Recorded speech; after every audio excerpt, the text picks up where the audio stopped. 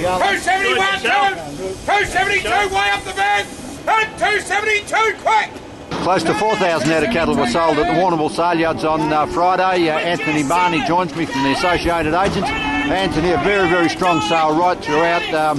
No weak spots in it, and all rates up on where we've seen it for the last fortnight. I think so. Look, outstanding sale. I think just sort of recent sales within the district have sort of shown that this one was probably going to be pretty good. A fair few more cattle come forward than what we envisaged. I think people are taking advantage of the high prices at the moment and the way the season looks like heading.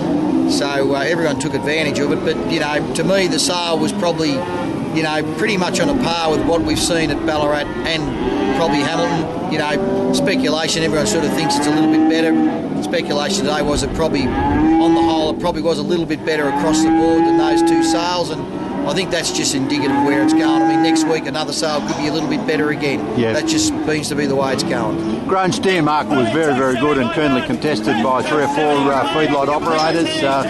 Only the odd pen under 260, and we saw a bit of 302, 45 through the day.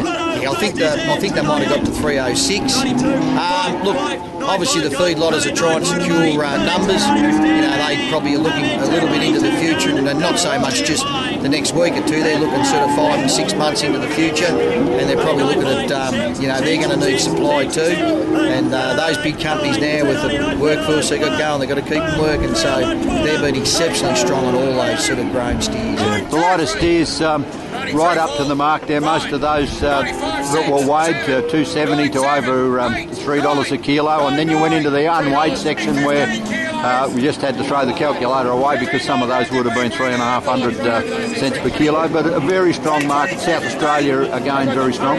Yeah, no, we like those South Aussie boys. They come across and they don't hold back. And I think just, you know, with our annual run of the Moyne Falls cattle, it sort of tends to bring the same buyers every year. And look, we're just lucky here at Warrnambool that just around this sale every year we seem to have probably 4 or 5 fellas that have sold their steers and bullocks, and they come to restock about this time of year, and they continue coming. They've been coming for 9-10 years, and look, they really kept the mark on that young cattle job. I think, if anything today, I just probably thought that was a feature of the day, how dear they were. I think everyone agreed that they were probably as dear as they've seen, you know, in any sale around the area for the last month or so. Unjoined heifer market very strong again, and most of that in the 240 to 265, 70 and a touch of 80, where some of the a little bit of breeder activity coming back into buy heifers to put out the joint. Yeah, I think a few of the fellas there, I know at Hamilton the other day that a few of the breeders competed for some of those lines, and the same here happened today.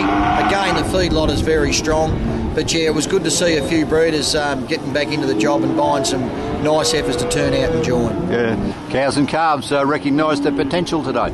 Yeah, there's no doubt about that. I think it's probably one of the first sales where the cow and calf market has reached, and in your words, the potential of where they should be.